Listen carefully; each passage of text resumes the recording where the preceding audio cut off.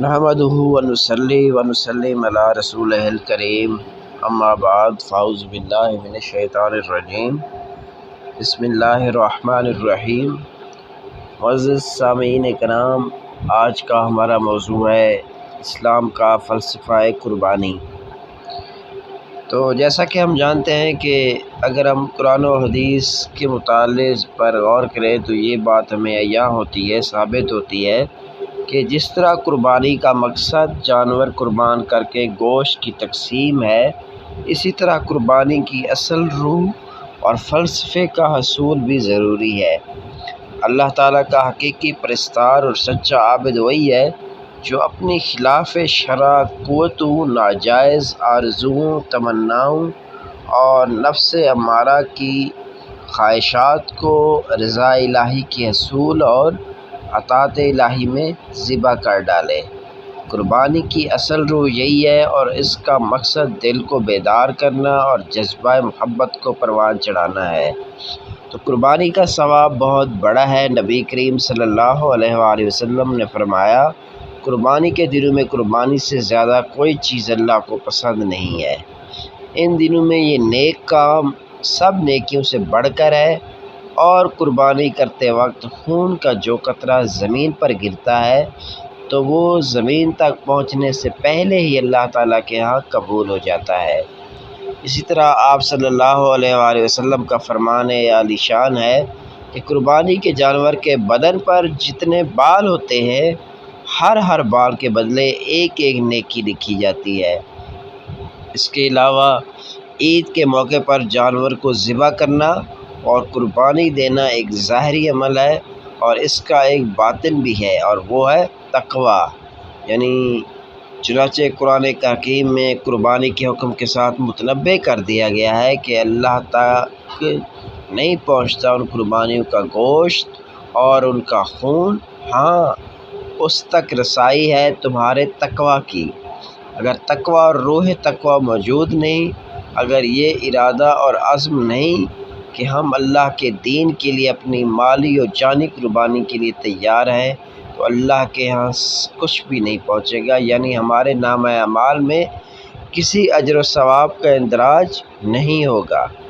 گوشت ہم کھا لیں گے، کچھ دوست احباب کو بھیج دیں گے، کچھ غربا کھانے والوں کو بھی دے دیں گے، کھا لیں بھی کوئی جماعت یا دارالعلوم والے لے جائیں گے، لیکن اللہ تک کچھ نہیں پہنچے گا اگر وہ روح بھی موجود نہیں ہے۔ وہ روح کیا ہے؟ وہ امتحان، وہ آزمائش، وہ ابتلا ہے، اور اس میں کامیابی کا وہ تسلسل جس میں سے سیدنا ابراہیم علیہ السلام کی پوری زندگی عبادت ہے، یعنی سابقہ انبیاء کرام علیہ السلام کی شریعتوں میں قربانی کا تسلسل حضرت عیسیٰ کی بعثت تک پہنچتا ہے۔ عیسائی قربانی کرتے تھے۔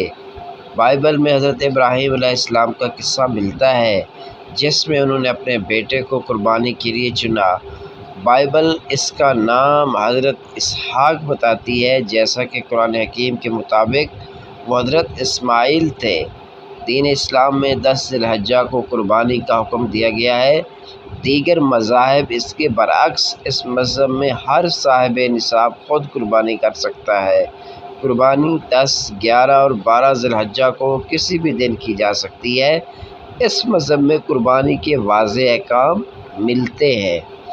اس کے علاوہ قرآن میں ہے، اور قربانی کے بڑے جانوروں یعنی اونٹ اور گائے وغیرہ کو ہم نے تمہارے لیے اللہ کی نشانیوں میں سے ایک بنایا ہے، ان میں تمہارے لیے بھلائی ہے، بس تم انہیں قطار میں کھڑا کر کے نیزہ مار کے نہر کے وقت ان پر اللہ کا نام لو، پھر جب وہ اپنے پہلو کے بل گر جائیں تو تم خود بھی ان میں سے کھاؤ، قناعت سے بیٹھے رہنے والوں کو اور سوال کرنے والوں یعنی محتاجوں کو بھی کھلاؤ۔ اس طرح ہم نے انہیں تمہارے تابع کر دیا ہے تاکہ تم شکر بجا لاؤ۔ ہرگز نہ تو اللہ کو ان قربانیوں کا گوشت پہنچتا ہے اور نہ ان کا خون، مگر اسے تمہاری طرف سے تقوی پہنچتا ہے۔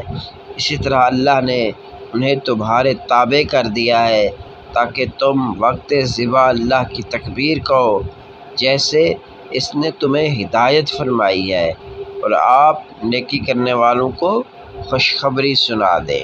تو عید الاضحیٰ پر کی جانے والی قربانی ہمیں درس دیتی ہے کہ ہر مسلمان کی خوشی و مسرت، عیش و عشرت، امن و سکون، اضطراب اور پریشانی اور محبت و نفرت سب رضا الہی کے اصول کے تابع ہونی چاہیے۔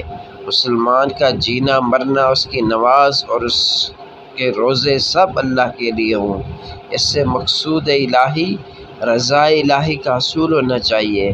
بلا شبہ قربانی کا مقصد اللہ کی رضا جوئی ہے، لیکن امت محمدیہ صلی اللہ علیہ وآلہ وسلم تمام پچھلی امتوں پر قربانی کے حوالے سے اس پر سبقت لے گئی کہ یہ کام ہمارے دین کے کاموں میں شمار کیا گیا ہے۔ مسلمان کی روح قربانی سے پاکیزگی حاصل کرتی ہے۔ اس لیے لمحہ فکریہ یہ ہے کہ ہم سوچیں، غور کریں اور اپنے اپنے گریبانوں میں جھانکیں کہ کیا واقعی ہم اللہ کی راہ میں اپنے جذبات، اپنے احساسات کی قربانی دے سکتے ہیں؟ کیا واقعی ہم اپنی محبوب ترین اشیاء اللہ کی راہ میں قربان کر سکتے ہیں؟ کیا واقعی ہم اللہ کے دین کی خاطر اپنے وقت کا اظہار کر سکتے ہیں؟ کیا ہم اپنے ذاتی مفادات کو اللہ اور اس کے دین کے لیے قربان کر سکتے ہیں؟ اپنے رشتہ داروں، اپنی محبتیں اللہ کے دین کی خاطر قربان کر سکتے ہیں؟ اگر ہم یہ سب کر سکتے ہیں تو عید الاضحیٰ کے موقع پر یہ قربانی بھی اللہ کو پسند، اور اگر ہم اللہ کے دین کے لیے کوئی اظہار کرنے کے لیے تیار نہیں تو جانوروں کی یہ قربانی ایک خول اور ڈھانچہ ہے، اس میں کوئی روح نہیں۔ بقول اقبال، جیسا کہ علامہ اقبال نے کہا کہ رہ گئی رسم ازاں روح بلالی نہ رہی، فلسفہ رہ گیا تلقین غزالی